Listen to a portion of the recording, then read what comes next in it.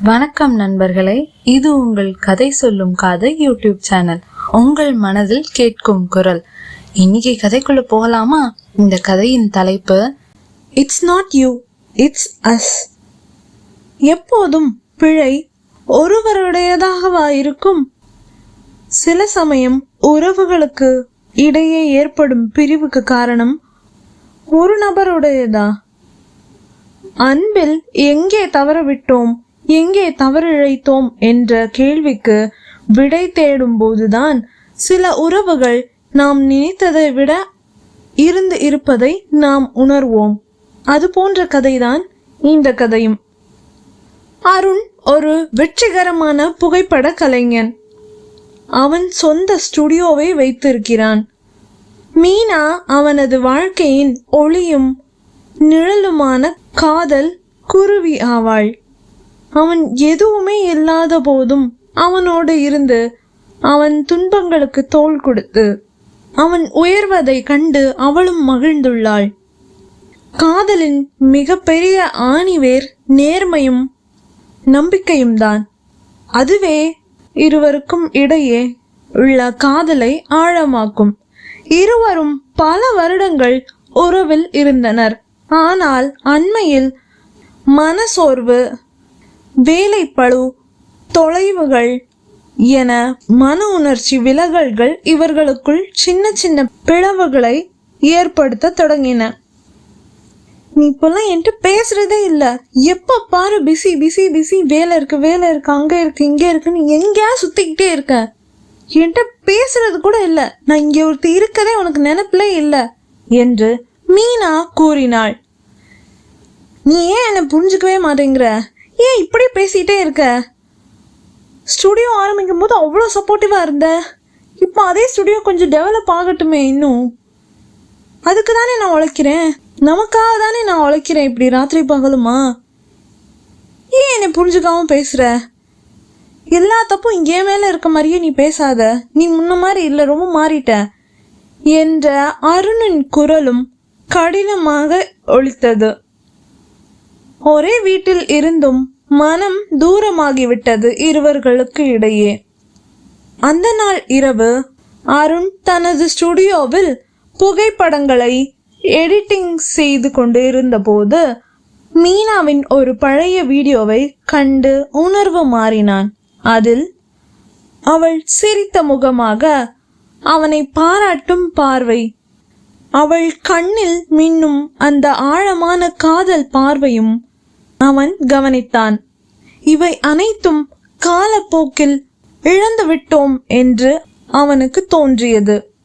அடுத்த நாள் அருண் அவளை சமாதானம் செய்யும் எண்ணத்தோடு அவளுக்கு பிடித்த சாக்லேட், மலர்கள் என்று வாங்கி வீட்டிற்கு சென்றான். அங்கு அவன் கண்ட காட்சி அருணின் நெஞ்சை இடி போல் தாக்கி தகர்த்தது. ஏனெனில் மீனா அங்கு அவள் பெட்டியுடன் நின்று கொண்டிருந்தாள். அவன் கண்கள் குளம் கட்டியது போல் கண்ணீர் துளிகள் அவன் பார்வையை மங்கச் செய்தன.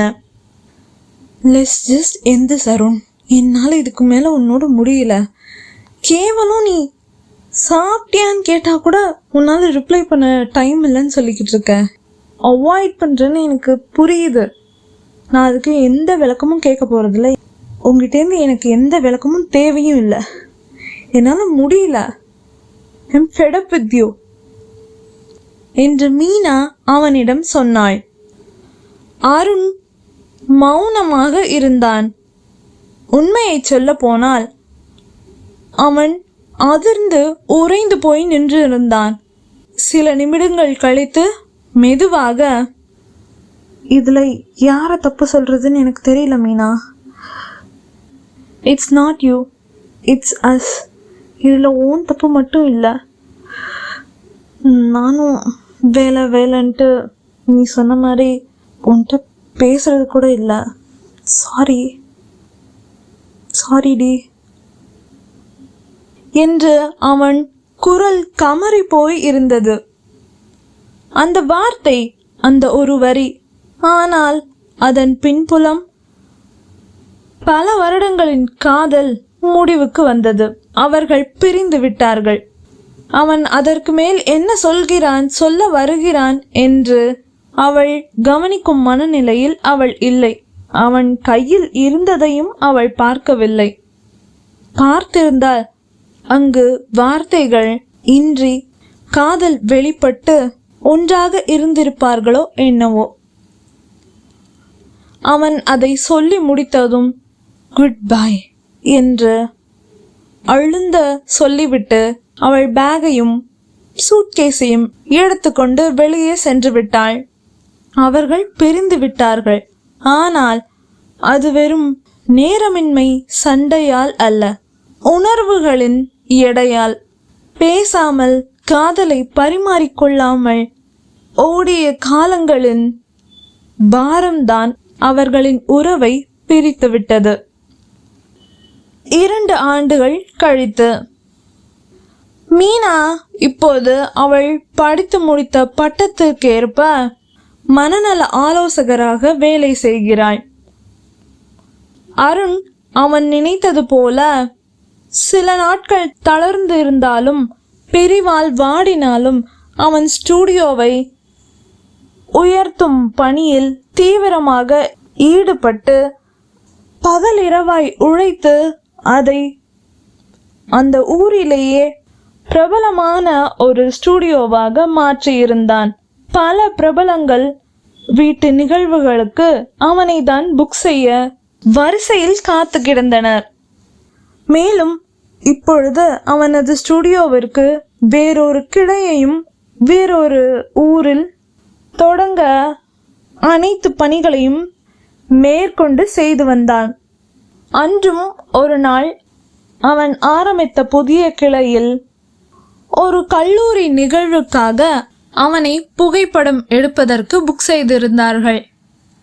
அங்குதான் மீனா சிறப்புரை ஆற்ற சீஃப் கெஸ்டாக அழைக்கப்பட்டிருந்தாள். அந்த நிகழ்வில் இருவரும் சந்திக்கிறார்கள். அந்த ஒரு நொடி நிகழ்ந்த கண்கள் நாளும் சந்தித்து கொண்டன. மனதில் சொல்ல முடியாத அளவு உணர்வுகள் இருந்தாலும் இருவரும் விழாவில் கவனம் செலுத்தி இருந்தனர். விழா முடிந்ததற்கு பின் அருண் மெதுவாக சென்று அவனே தான் பேசினாள். எப்படி இருக்க? மீனா பதில் அளிக்கவில்லை. ஆனால் அருண் அவனே தொடர்ந்தான். அந்த நாள் நான் சொன்னது உண்மைதானே? இதுல உன் தப்பு எதுவுமே இல்லை. It was never you. நம்ம காதலும் தோக்கலை, ஆனா நம்ம தான் காதலர்களாக தோர்த்து போயிட்டோம். நம்ம அவ்வளோ லவ்வோடு இருந்தும் அது புரிஞ்சுக்காம பிரிஞ்சு போயிட்டோம். It was us, our fault. Meena ஒரு விரக்தி புன்னகை உதிர்த்தாள். எனக்கு தெரியும் என்று மேற்கொண்டு எதுவுமே பேசாமல் அன்று போல் இன்றும் அவனை விட்டு விலகி வெகு தூரம் நடந்தாள். இருவருக்குள்ளும் காதல் இல்லாமல் இல்லை, ஆனால் வெறுப்பும் இல்லை. உணர்வோடு நிறைந்த நினைவுகள் மட்டும். அவன் கண்களில் இருந்து அவள் மறையும் வரை அவன் பார்த்து கொண்டே அங்கேயே நின்றிருந்தான். எல்லா காதலும் மகிழ்ச்சியா திருமண பந்தத்தில் முடிவதில்லை. சில உறவுகள் புரிதல் இல்லாமல் பிரியும். சில உறவுகள் காதலே இல்லாமல் பிரியும். சில உறவுகள் சேர வழி இல்லாமல் விதியின் வசத்தால் பிரியும். ஆனாலும் அங்கு காதல் தோற்பதில்லை. இதில் அருண் சொல்வது போல் காதலில் நீயோ நானோ என்பது இல்லை. எப்பொழுதும் நாம், அது சரியாக இருந்தாலும் சரி, தவறாக இருந்தாலும் சரி, புரிந்து கொண்டாலும் சரி, பிரிந்து சென்றாலும் சரி, காதலர்கள் தோற்கலாம், ஆனால் காதல் தோற்பதில்லை. உங்கள் வாழ்விலும் இப்படி ஒரு காதல் கதை இருந்ததா என்று கமெண்டில் பகிர்ந்து கொள்ளுங்கள். நன்றி.